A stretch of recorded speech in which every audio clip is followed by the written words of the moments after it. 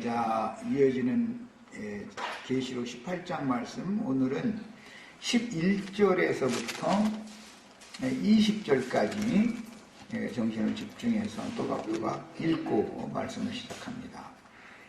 18장 11절부터 20절까지 읽습니다. 땅의 상인들이 그를 위하여 울고 애통하는 것은 다시 그들의 상품을 사는 자가 없습니다. 그 상품은 금과 은과 보석과 진주와 세마포와 자주옷감과 비단과 붉은 옷감이요 각종 백향목과 각종 상아 그릇이요 값진 나무와 구리와 철과 대리석으로 만든 각종 그릇이요 계피와 향료와 향과 향유와 유향과 포도주와 감람료와 고운 밀가루와 밀이요 소요 양과 말과 수레와 종들과 사람의 영혼들이라. 바벨론아, 네 영혼이 탐하던 과실이 네게서 떠났으며 맛있는 것들과 빛난 것들이 다 없어졌으니 사람들이 결코 이것들을 다시 보지 못하리로다. 바벨론으로 말미암아 치부한 이 상품의 상인들이 그의 고난을 무서워하여 멀리 서서 울고 애통하여 이르되 화이토다 화이토다 큰 성이여 세마포옷과 자주옷과 붉은 옷을 입고 금과 보석과 진주로 꾸민 것인데 그러한 부가 한 시간에 망하였도다. 모든 선장과 각처를 다니는 선객들과 선원들과 바다에서 일하는 자들이 멀리 서서 그가 불타는 연기를 보고 외쳐 이르되 이 큰 성과 같은 성이 어디 있느냐 하며 티끌을 자기 머리에 뿌리고 울며 애통하여 외쳐 이르되 화이토다 화이토다 이 큰 성이여 바다에서 배부리는 모든 자들이 너희 보배로운 상품으로 지부하였더니 한 시간에 망하였도다. 하늘과 성도들과 사도들과 선지자들아 그로 말미암아 즐거워하라. 하나님이 너희를 위하여 그에게 심판을 행하였습니다. 그랬어요. 자, 오늘 이제 우리가 읽은 이 말씀은 앞으로 이제 몇 시간 더 말씀을 물론 나눠야 되지만 기독교계의 그 지도자들이 세상과 이제 장사를 하는 관계로 상징을 해서 이것은 솔로몬 때 가나안 족속의 그 베니게라고 하는 해양 도시의 도시국가의 그 시돈과 두로 지역을 다스렸던 히람이라고 하는 왕과 솔로몬이 서로 무역 관계를 했던 것을 염두에 두고 에스겔 26장에서 28장 사이에 보면 두로 왕에 대하여 애가를 지어서 이렇게 기록한 말씀이 나오는데 두로 왕이 무역품을 갖다 솔로몬에게 팔았고 두로 왕은 그걸 통해서 부를 축적을 했죠. 솔로몬 왕국의 왕궁 내 곳간은 고갈되어졌고 나중에는 그 무역품 대금을 지불할 힘이 없어지자 갈릴리 지역의 20성읍의 땅을 그 두로 왕 히람에게 팔아넘겼습니다. 이제 이런 그 성경의 모든 흐름과 배경을 잘 이해를 하셔야 에스겔 선지자가 26장에서 28장 사이에 두로 왕의 심판, 두로 그 베니게라고 하는 페니키아라고 영어로 말하는 가나안 족속의 왕이 어떻게 심판을 받으며 그 나라가 어떻게 멸망받을 것인가 이것을 이제 기록을 했는데, 그런 모든 성경의 배경이 전체적으로 이해되어야만 이제 계시록 18장에서 말하고자 하는 의도를 알 수가 있습니다. 기독교계는 모든 종교 중에 가장 사치스러운 종교이고, 기독교계의 그 모든 사치품은 세상의 권세자들과 무역을 해서 들여온 것인데, 이것이 다 상징입니다. 기독교계가 세상에 나가서 전도를 한다고 해가지고 오늘 말씀에는 뭐 선장들, 배부리는 자들, 선주들이라는 말이죠. 선객들, 뭐 이런 사람들이 음료가 불붙어서 불타니까 멀리 서서 가슴을 치면서 화이트다 화이트다 그랬다고 그랬는데, 그 선주들이라든지 선장들이라든지 배부리는 자들, 그 다음에 바다에서 일하는 자들, 이게 다 전도자들을 상징적으로 표현하는 말인 거예요. 배라는 것은 교회를 상징하는 말이에요. 그래서 노아의 때 그 방주, 그게 배라고 하는 그 방주는 교회를 상징하는 말이죠. 그리스도의 몸을 상징하는 말이죠. 그런데 이것은 세속화되어진 세상적인 모든 사치품으로 위장되어진, 오늘 말씀에서는 꾸몄다 그렇게 표현을 했는데 외식으로 치장을 했다 이 말이에요. 아름다워 보이게 만들었다 그런 말이죠. 세속화되어진 기독교라는 것은 세상의 모든 인간의 눈으로 볼 때 아름다워 보이고 산뜻해 보이는 것들이 다 갖다 모아가지고 수입해들여가지고 치장을 한 상태다 이렇게 보는 거예요. 하나님 오실 때는. 그런데 그 배부리는 자들뿐 아니라 그 배부리는 자들이 장사를 할 수 있었던 기독교계라고 하는 그 기독교계 자체를 심판해버리니까 당연히 음녀와 음녀의 7머리들은 당연히 심판을 받는 것이고, 그 음녀와 7머리들을 통해서 사도와 선지자들과 성도들의 무지한 피를 계속해서 흘려서 그 양이 채워진 상태였기 때문에 이런 심판하신 다음에 사도들과 선지자들과 모든 성도들은 기뻐해라 라는 말씀이 오늘 이제 읽은 말씀의 중심되는 흐름입니다. 이런 큰 그 틀을 마음에 잘 담아두시라고 먼저 말씀을 드렸고, 지난 시간에 솔로몬의 그 히람 왕과의 무역 관계, 그 근원이 되는 이야기가 기브온 산당이 당시에 가장 큰 장려한 산당이었기 때문에 솔로몬이 그 아버지의 전례를 따라서 자기가 아버지의 그 왕권을 받은 다음에 국가적인 큰 제사를 행하는데 아버지가 드렸던 제물과 같이 번제 제물을 1000마리를 소를 1000마리를 잡아가지고 제사를 했다는 거예요. 그랬더니 하나님께서 그 밤에 꿈에 솔로몬에게 나타나서 내가 너에게 무엇을 어떻게 해주기를 바라냐.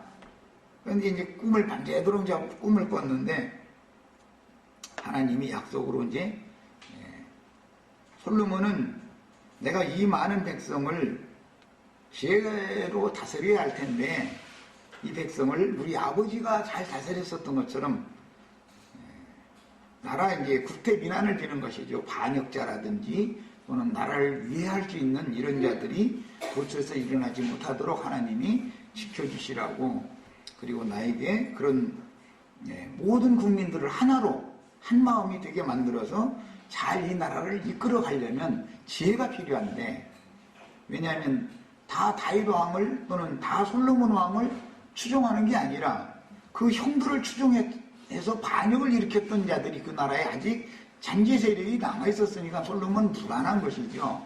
그래서 이제 그런 제사를 국가적인 대제사를 했어요. 그런데 하나님께서 너희 아버지와 내가 약속을 했기 때문에 내가 이 나라를 잘 보호해주고 지켜주겠다. 그 대신 조건이 있다.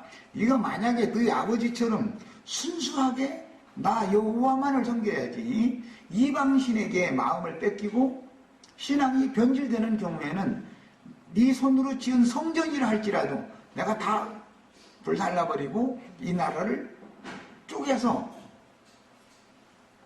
다른 왕에게 찢어버리겠다. 나라를 찢어버리겠다. 이게 이제 꼭 축복만 주겠다는 말씀만 하신 것이 아니고 경고의 말씀까지 겸해서 했죠.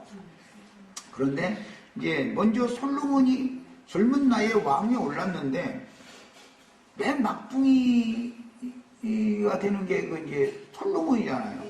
그런데 나라가 젊은 왕이 세워졌음에도 불구하고 나라가 잘 되어가는 거예요. 하나님이 복을 주시고 지켜주신 것이죠. 약속대로. 그 반역자의 무리라든지 또는 외적의 침입이라든지 이런 것을 없게 하나님이 막아주신 것이죠. 그 이제 나라가 똘락똘락 잘 되는 거예요. 그러니까 솔로몬은 우리 아버지께서 여호와를 위하여 성전을 건축할 마음이 간절해서 썼습니다.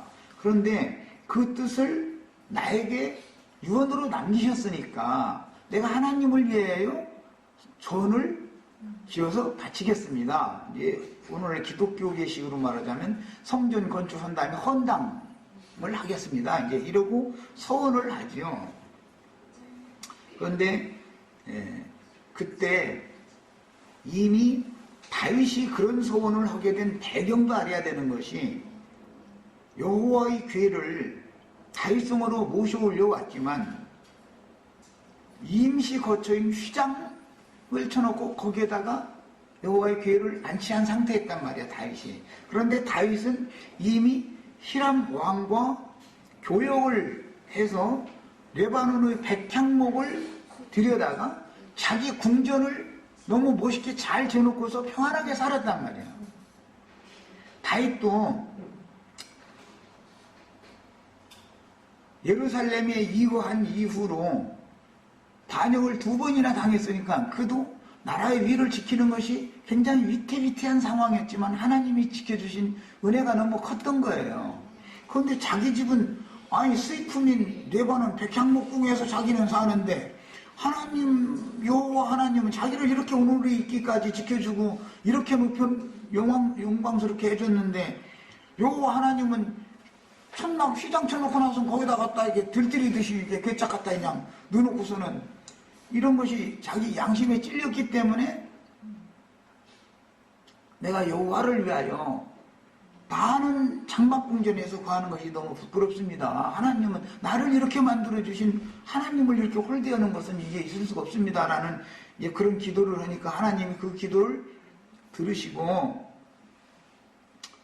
사람의 손으로 내가 지은 전에 거하는 하나님이 아니니까 넌 쓸데없는 데 하지 말아라. 선자를 통해서 분명히 말씀하셨어요. 그래도 다윗은 잠자리가 편치가 않은 거예요. 자기는 백향목궁에서 똥똥거리고 사는데 다윗이 그러는데 여호와의 궤는 휘장 속에 이러고 초라하게 이러고 있으니까 자꾸 가책을 받으니까 또 나가서 또 구하니까 네가 그렇게 정 소원이면 내가 그걸 허락을 하지만 나는 사람의 손으로 지은 전에 거하는 신이 아니다.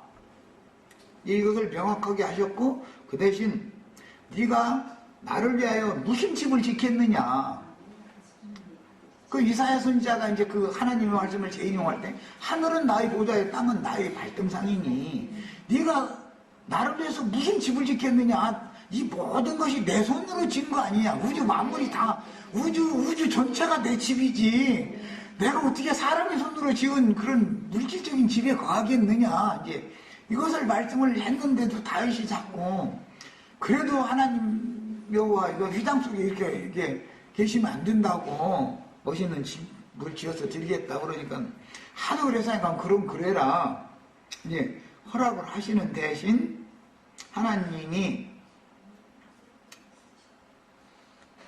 그 집이 우상의 집이 될 것을 자꾸 염려하셨다 이거예요. 사람이 손으로 다윗이 지어놓은 집에 거하시는 것도 허락은 하셨지만 마지못해서 허락을 하신 것이죠. 다윗이 하도 이제 자기는 백향목 궁에 거하는데 여호와의 교회는 휘장에 이렇게 갖다 그냥 넣어놓고 나서는 하니까 왜 마음에 찔려가지고 자꾸 하나님 앞에 나가서 그런 선한 뜻을 갖고 있는 것을 자꾸 구하니까 허락을 하시는 대신에 너는 평생에 피를 많이 흘렸다. 지금 말하자면 서로 맺힌 것이 이 땅에 많다 이거예요. 원수가 많다. 네 주위에는. 그 말이야. 너는 피를 많이 흘렸다. 그러니까 피 흘림을 당하는 후손들이 끊어지는 게 아니고 그들이 살아있으니까 네 손으로 이 집을 지어도 반드시 그들이 원수를 갚을 때는 네 손으로 지은 내 집이라고 지어는 이 집을 불사르고 심판해 버릴 거다. 원수를 그렇게 갚을 거다. 하나님은 이미 그걸 다 알고 있었던 거예요. 그러니까 너 쓸데없는 사실을 하지 말아라. 근데 네가 워낙 원하니까 그러면 네 손으로 지으면 나는 너를 사랑하는데 네 손으로 지어놓은 집이 만약에 원수들에게 불타버리면 네가 얼마나 나를 향한 그 정성이나 이런 모든 것들이 얼마나 허망하게 모든 게 무너져 버리겠냐. 이제 하나님이 그걸 아시니까 그러면 너는 그냥 재료 준비나 해놓고 죽어. 그러면 네 후손 보고 내가 지라고 그럴게. 그래가지고 그게 대를 이어가게 됐던 거예요. 그래서 다윗은 재료만 준비를 해놓고 죽음을 앞두고 솔로몬을 후사로 세우기 바로 직전에 큰 제사를 대대적으로 하는 거예요. 이제 자기 이제 죽음을 앞두고 나라의 그 위를 평안하게 해달라는 이제 제사를 해야 되니까 하고 죽으려고 제사를 하는데 번제 제물로 소가 1,000마리, 뭐 양이 뭐 1,000마리, 뭐 어린 양이 뭐 1,000마리 이제 이래가지고 막 국가적인 그 제사를 하고 죽은 거예요. 그때 솔로몬은 어린 나이인데 거기에 참여를 했다가 이게 나라의 안녕과 평화를 여호와 하나님께 우리 아버지가 믿던 하나님께 빌려면 이렇게 대대적인 국가적인 제사를 해야 되는구나 라는 걸 배웠다 이거예요. 그리고 나서 지가 왕이 되니까 저도 아버지 한 대로 한 거예요 지금. 그것이 그 다윗 왕에서 솔로몬 왕으로 넘어가는 1,000마리의 소를 잡아서 제사를 한 그 규례인 거예요. 이런 성경 전체의 흐름을 알아야 돼. 우리는 성경이 말할 어떤 성경을 추구할 때는 털쑥 어느 구절 금방 읽어가지고 솔로몬이 막 기브온 산당에 가서 1,000번씩이나 정성을 다해서 번제 제사를 드렸더니 하나님이 감동감하셔가지고 막 축복을 주셨다. 이런 식으로 설교하는 것은 그것은 아주 무지한 사람들이 하는 소리요. 그건 말도 안 되는 소리죠. 솔로몬이 아버지가 준비해 놓은 재료 외에 아버지가 생각하고 있었던 모든 그 식양을 그린 것을 다윗이 마음에 품고 그 식양을 그려뒀던 것을 그 아들에게 주고 죽었단 말이야. 역대 읽어보면 모든 식양을 아들에게 솔로몬에게 주었어. 그 성전의 식양을. 다윗은 평상시에 그렇게 장려한 성전을 지어서 여호와의 교회를 모시기를 원했었던 거예요. 그런데 하나님이 자꾸 허락을 안 넣은 거예요. 허락을 안 넣은 원인은 이 우주 만물과 만상과 모든 것들이 있는 우주가 내 집이지 나는 내 손으로 친히 지은 이곳에서 거하는 신이지 어떻게 사람의 손으로 지금 물질적인 그 집에서 내가 거하겠냐. 그게 다이포 그걸 깨닫게 해주면서 너 그 가당 차는 집 내가 언제 너 보고 내 집 지어달라고 해서 내 집은 우주야 이제 이 얘기를 하신 거예요. 그런데도 그냥 자기는 레바논에서 수입해온 백향목 궁에 거하는데 잠이 불편한 거야 이런 거고 자기는. 그런데 솔로몬은 아버지 궁보다도 더 멋있는 궁, 아버지가 생각하고 있던 고안한 식양의 신전보다도 더 크고 멋있는 신전을 생각을 하다 보니까 아버지가 준비해놓은 재료로 그 식양대로 건축을 하지 않고 수입품을 섞어가지고 아버지가 준비한 재료도 쓰고 수입품을 수입을 해다가 더 장려하고 더 화려하게 집을 짓고 아버지가 거하면서 백향목궁에 거하면서 영축 써가지고 하나님 앞에 나가서 기도했던 그 궁보다도 더 멋있는 궁을 짓고 1000명이나 되는 후궁과 첩들이 있다 보니 왕비들 궁이 1000개가 있어야 된다는 뜻이잖아. 그러면 그 후비나 첩들이 혼자 딸랑만 서 사는 건 아니잖아요. 그 친정 식구들 들락거리려면 방이 또 몇 개 여유가 있어야 되고 시중 들어드는 시녀들 적어도 10명 이상씩은 다 데리고 살아야 되잖아. 밥하는 신부, 물 깃는 신부, 뭐 이런 사람들, 문 여닫아 주는 사람들, 다 그 시녀들, 궁녀 하나는 시녀 10명 이상은 다 데리고 있어야 되잖아. 그러니 1000명의 처첩들과 궁녀들이 화장품 찍어바르는데 쓰는 돈이 먹어 없애는 쌀이 그때 당시에 밀인데 밀이 이게 감당 못하게 들어가는 거요. 감당 못하게. 상황을 잘 아셔야 돼. 그때 당시 상황을. 그 여염집 무슨 내외관처럼 이렇게 딸랑 방 한 칸 있으면 살고 이런 게 아니잖아. 궁인들인데 궁녀들인데 그때 당시 상황을 잘 미리 알고 계셔야 돼. 그러다 보니 다윗 왕이 국고를 꽉꽉 채워주고서 죽었는데 솔로몬이 왕이 되고 나더니 몇 년 안 지나니까 나라 국간이 통통 점점 비다가 나라 국간이 통통 비는 거예요. 그러니까 어떻게 이제 나라 국간 비면 어떻게 비듬었어야죠. 1000명의 여자들이 포 쓰고 국에서 계속 포 쓰는데 이걸 어떻게 할 거요? 빚져야지. 꼭 나는 요즘에 우리나라 상황을 보면서 솔로몬 때하고 똑같아. 하는 짓거리들이. 그리고 그 사람들의 생각은, 솔로몬의 생각은 뭔 생각이냐면 내 대에만 아무 일 없이 넘어가면 좋다. 이제 그 말씀도 나와 또. 자기 대만 그냥 다윗, 내 사랑하던 다윗을 생각해서 네 대에는 외적의 침입이나 성전이 불타는 일이나 이런 일을 없게 잘 해주겠다. 그런가 이 말씀이 좋사오니 내 대만 편안하게 해달라고. 아니 솔로몬이 그렇게 응답을 해야 또 실제 그 이제 그 성경이 나오는 말이에요. 이게 이 말은 무슨 뜻이냐면 지난번 우리나라 지도자가 우리 퍼써도 이거 당장 우리가 갚을 거 아니고 후손이 갚으면 된다 이랬단 말이에요. 똑같은 말이에요 그게.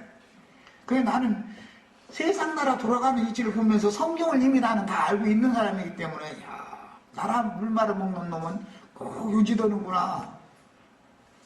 그런데 그것도 이제 솔로몬은 단대에 물 말아먹다가 이제 늙을 말년에 정신 들여가지고 이제 회복을 했지만 우리는 대를 이어가지고 비드더 쓰자는 주장이잖아요 지금. 그러니까 뭐 우리 후손들은 살 길이 죽거나 말아 상관없다 이거. 우리나라 그냥 뚱땅거리고 그냥 지금 사실 이게 다 빚잔치에서 사는 거잖아. 그런데 국민들은 이런 내막 몰라 그냥. 그리고 그냥 65세 됐으니까 20만 원 내놔 이거나 생각하고 앉았고 지금 20만 원이 문제가 아니야. 정신 먹인 사람이라면 허리띠를 더 조르고 쓸데없는 돈 쓰지 말고 국가재정 쓸데없는 데 쓰지 말고 꼭 쓸 것만 쓰고 나머지 빚 갚아라 말이야. 이렇게 해야 이 나라가 배견하게 생겼는데도 빚잔치 하고 있는 중에서도 한방 붙자 이러고는 앉았고 그러면 전쟁 일어나면 전쟁 비용은 누가 낼 건데? 누가 낼 것 같아? 쌀 한 마리 10,000원 가던 것이 50,000원 갈지 100,000원 갈지 몰라. 그 상관없다는 거예요. 그냥 나라에서 빚을 어디야. 전쟁 일어나면 전쟁 치를 거 아니야. 돈이 있어야 전쟁을 하지. 이렇게 무책임한 짓을 했었던 것이 솔로몬이 젊을 때 그 짓을 했다 이거예요. 솔로몬이 왕이 됐을 때 그 아버지 대의 대신들을 불러다가 청와대 조찬 지도회로 들어오라고 한 거나 똑같죠. 왕국의 대신들 다 들어오라고 맛있는 밥 한 그릇 딱 차려주고 하면서 물어본 거예요. 젊은 내가 왕이 됐는데 이 나라를 어떻게 다스려야 되겠습니까? 그러려면 원로 대신들의 말을 들어야 되잖아.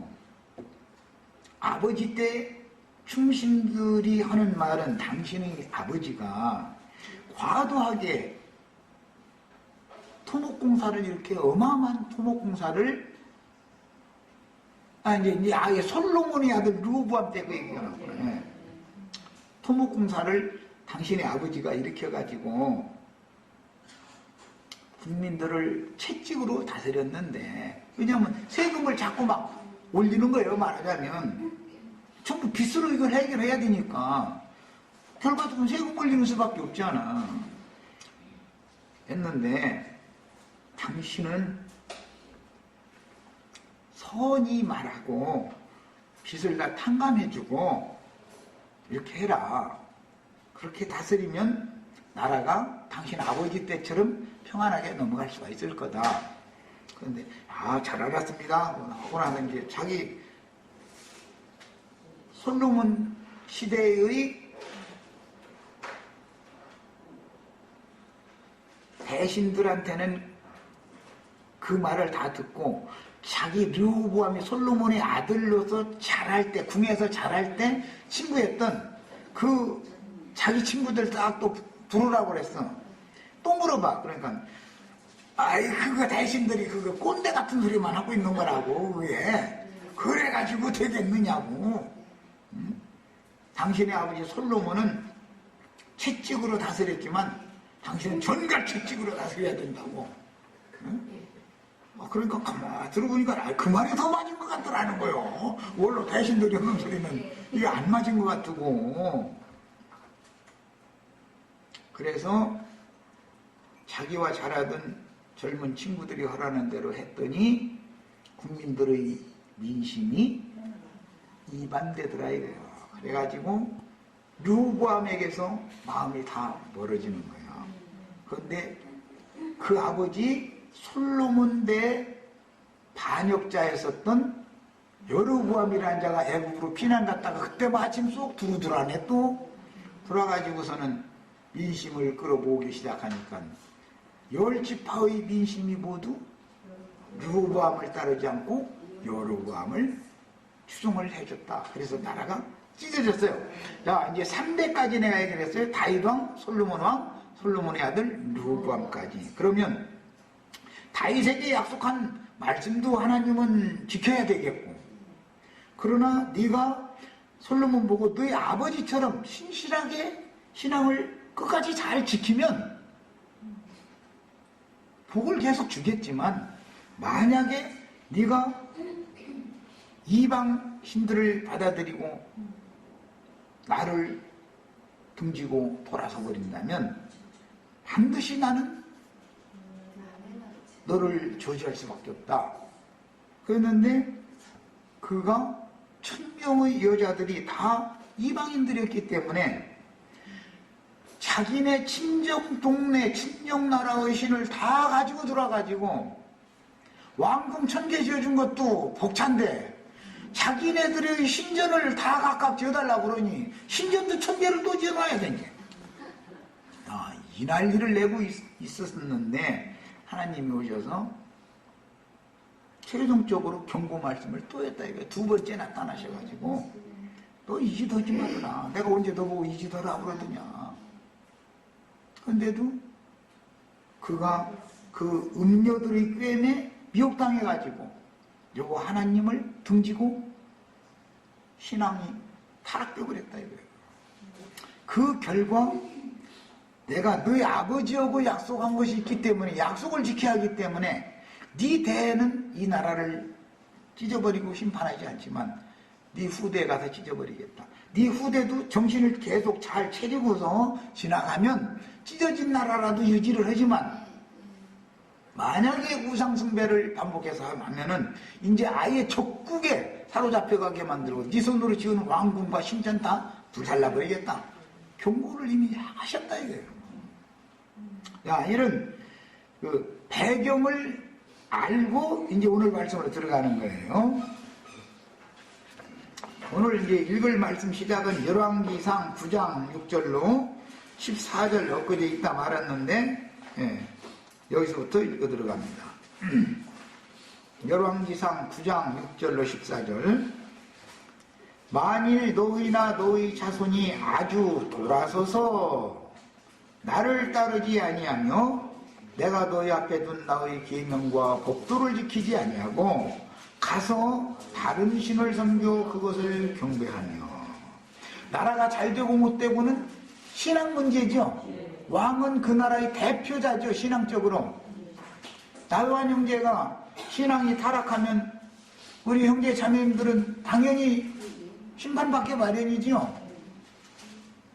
가정은 가장이 잘못하면 그 가족이 전체가 고생하는 거예요. 나라의 지도자가 잘못하면은 그 백성들 전체가 고생하는 거예요.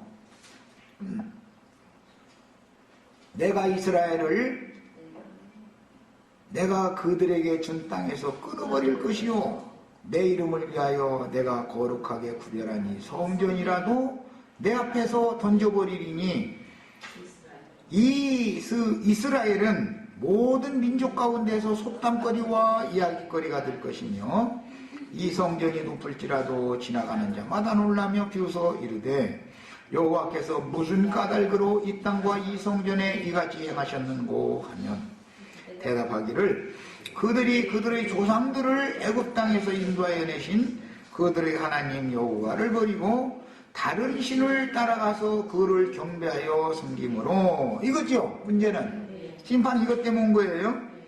여호와께서 이 모든 재앙을 그들에게 내리심이라 하리라 하셨더라. 솔로몬이 두 집 곧 여호와의 성전과 왕궁을 20년 만에 건축하기를 마치고 솔로몬이 왕이 돼가지고 20년 동안 토목공사를 계속한 거예요. 그러니 그 20년 동안 그 나라 국민들이 허리가 휘다가 부러진 사람도 많이 있었겠죠. 그러면 민심 이반이 있을 것 같아요. 우리 왕 잘한다고만 계속 했을 것 같아요. 민심이 말도 못하게 흉흉하게 됐다 이거예요. 20년 만에 건축하기를 마치고 갈릴리 땅의 성읍 20곳을 히람에게 주었으니 20년 동안 피찬치 했다 이 말이죠. 물론 20년 동안은 아니에요. 처음에는 다윗 왕이 곡간을 가득 채워놓고 죽었기 때문에 그걸로 무역을 할 때 처음에는 왕궁 곡간에 있는 식물로 대금 지불을 했어요. 그런데 곡간이라는 게 이미 채워져 있는 거 쫄락쫄락 빼다 써먹는 것은 금방 없어지죠.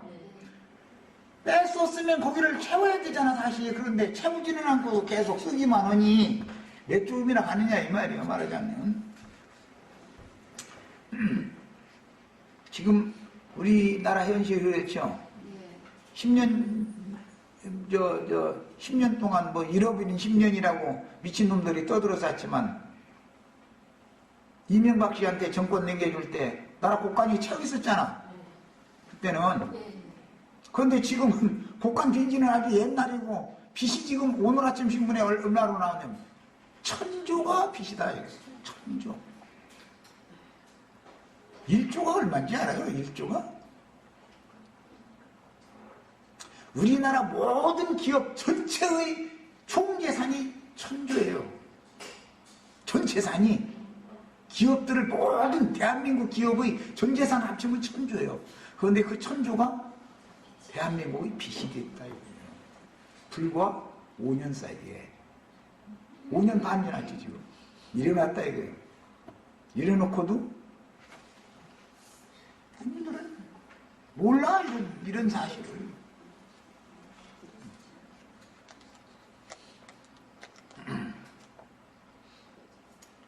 솔로몬 때 그런 일이 있었다는 거예요. 솔로몬 때.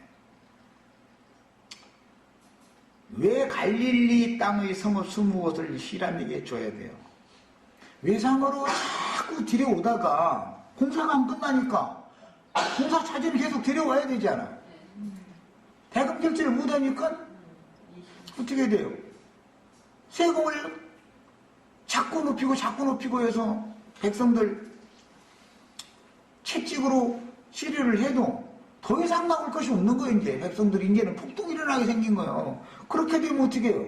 민심을 무마해야 되니까는 세금 감면 정책을 하는 듯 해가면서 하려면 어떻게 해요? 빚을 질 수밖에 없죠. 외상 결제하는 건 이제 외상으로. 이러다가 성전 건축을 이런 방식으로 한 거예요. 토목공사를. 그러다가 나중에 돈이 없는데 빚독촉이 와 이제. 히람이라는 사람도 자기 자본들에서 그거 다 대준 건데 물건값 내놔라 않겠어 당연히. 그러니까 어떻게 할 수 없으니까 이제는 갈릴리 땅의 성읍 20곳을 히람에게 할 수 없다. 땅으로 차지해라 땅으로. 우리 돈은 없다 이런 거예요. 이는 두로왕 히람이 솔로몬에게 온갖 소원대로 백향목과 잣나무와 금을 제공하였습니다. 제공을 했으면 대금을 받아가야 되는데 대금을 결제할 돈은 없으니까 어떻게 했다? 갈릴리 땅의 성읍 20곳을 이방 왕에게 하나님이 축복으로 약속으로 주신 젖과 꿀이 흐르는 가나안 땅을 넘겨줘 버렸다. 지금 이 얘기예요. 이 히람은 솔로몬의 부왕인 다윗 때 다윗과 이미 백향목을 다윗에게 갖다 대줘서 다윗 궁을 짓게 해줬던 그런 왕이에요. 그러면 솔로몬에 비해서는 아버지 뻘쯤 되는 사람이죠. 이 사람의 아들이 이제 뒤에 후대는 후람이라는 사람이 있어요. 또 뭐 히람이라는 용어가 이제 다른 발음으로 후람도 되는데 페니키아의 왕을 후람이라고 한다 이거 히람이라고 한다 이거예요. 이 사람의 이제 아들은 후람이에요. 그런데 솔로몬이 늙었을 때 이 사람의 아들이 왕이 된 거예요. 페니키아 왕이. 그때 다행히 솔로몬은 땅값을 주고 다시 찾았어요. 그랬으니 다행이지 땅을 끝내 찾지 못했으면 보통 문제가 아니죠. 예. 히람이 두로에서 와서 땅 차지에 땅으로 찾아. 이제 외상값은 돈은 없고 내가 그 땅 떼줄게 그냥 땅으로 가져라. 그러니까 땅 둘러보러 올 거 아니요.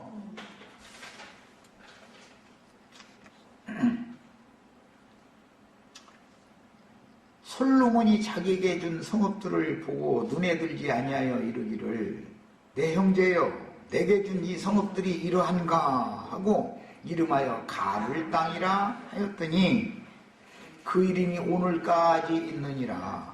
히람이 금 120달란트를 왕에게 보내었더라. 땅값은 외상값 제하고 120달란트밖에 받을 것이 안 남았다. 그냥 땅 그냥 넘겨준 거예요. 말하자면 이직했다는 거예요. 열왕기상 11장을 읽겠습니다.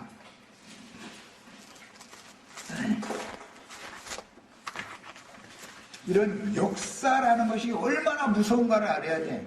역사는 반드시 반복되기 때문에 무서운 거예요. 네. 역사가 그냥 지나간 것으로 끝나는 것이 아닌 거예요. 역사라는 것은. 그래서 역사를 철두철미하게 진실대로 가르쳐야 되는 거예요. 후세들에게. 그리고 정신 차리게 만들어야 되는 거예요. 11장 1절부터 13절까지 읽겠습니다. 솔로몬 왕이 바로의 딸 외에, 이 바로의 딸은 본처예요. 솔로몬의 본처.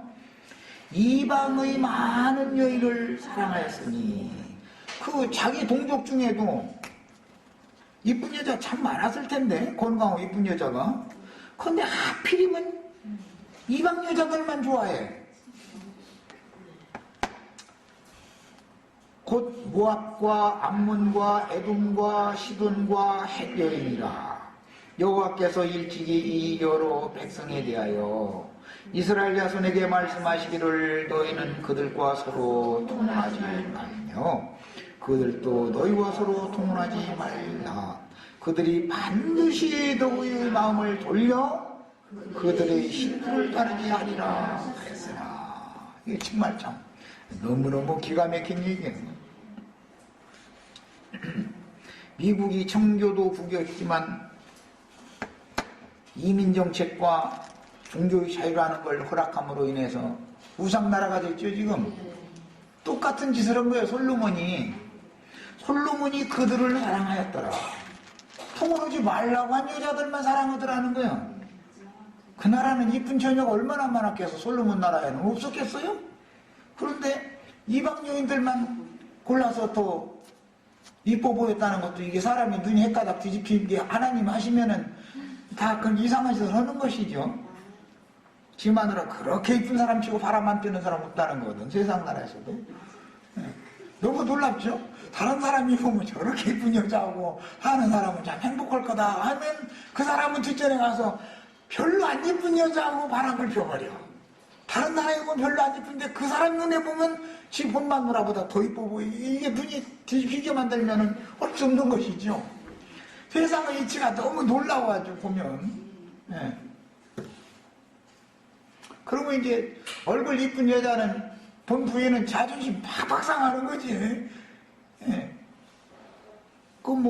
말정나서 그 여자 한번 봤더니 이건 자기하고는 비교도 안 되는, 어디서 춤물도 그런 춤물이 없는데 자기 남편은 그 여자한테 빠져가지고 그러고 정신을 못 차리면 자존심이 얼마나 상하겠어. 그러면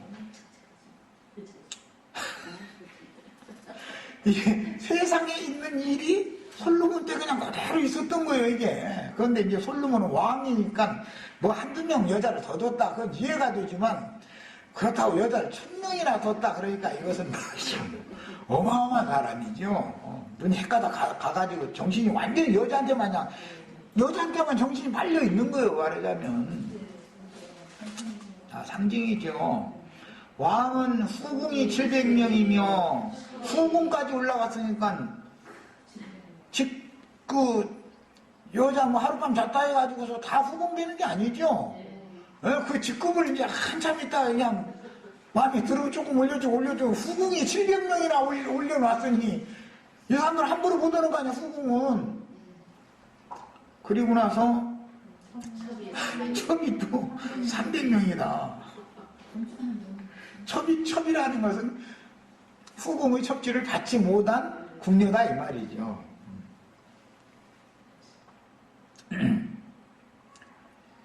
그런데 그의 여인들이 왕의 마음을 돌아서게 하였더라. 이게 문제예요, 이게. 이 세상 말로 여자는 용불단지요. 세상 말로도 남편은 여자가 헉이 달렸다고 그러는데 본인들도 다 알더만 그거. 이게 왕의 마음을 돌아서게 하려면 왕의 마음을 먼저 사야죠.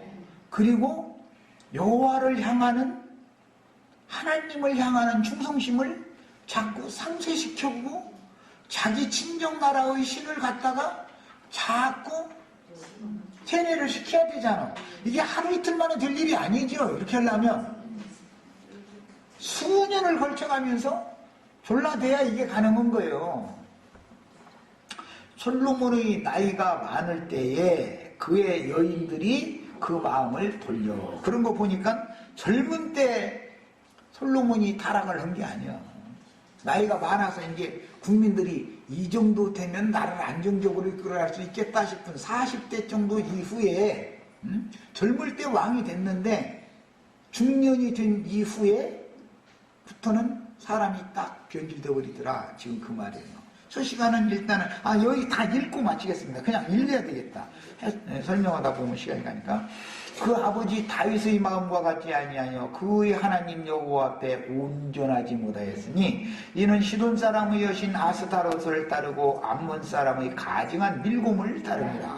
솔로몬이 여호와의 눈앞에서 악을 행하여 그 아버지 다윗이 여호와를 온전히 다름같이 따르지 아니하고 모압의 가증한 그모스를 위하여 예루살렘 앞 산에 산당을 지었고 또 암몬 자손의 가증한 몰록을 위하여 그와 같이 하였으며 그가 또 그의 이방 여인들을 위하여 다 그와 같이 한지라. 이게 몇 명만 그려준 게 아니라 그냥 다 그와 같이. 이게 참 사람 주고 아주.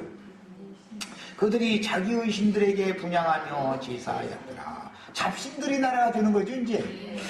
자, 솔로몬이 마음을 돌려 이스라엘의 하나님 여호와를 떠남으로 여호와께서 그에게 진노하시니라. 여호와께서 일찍이 2번이나 그에게 나타나시고 이 일에 대하여 명령하사 다른 신을 따르지 말라 하셨으나 그가 여호와의 명령을 지키지 않았으므로 여호와께서 솔로몬에게 말씀하시되 네게 이러한 일이 있었고 또 네가 내 언약과 내가 네게 명령한 법도를 지키지 아니하였으니 내가 반드시 이 나라를 네게서 빼앗아 네 신하에게 주리라. 그러나 네 아버지 다윗을 위하여 네 세대에는 이 일을 행치 아니하고 네 아들의 손에서 빼앗으려니와 오직 내가 이 나라를 다 빼앗지 아니하고 내 종 다윗과 내가 택한 예루살렘을 위하여 한 지파를 네 아들에게 주리라 하셨더라. 여기까지 읽고 마치겠습니다.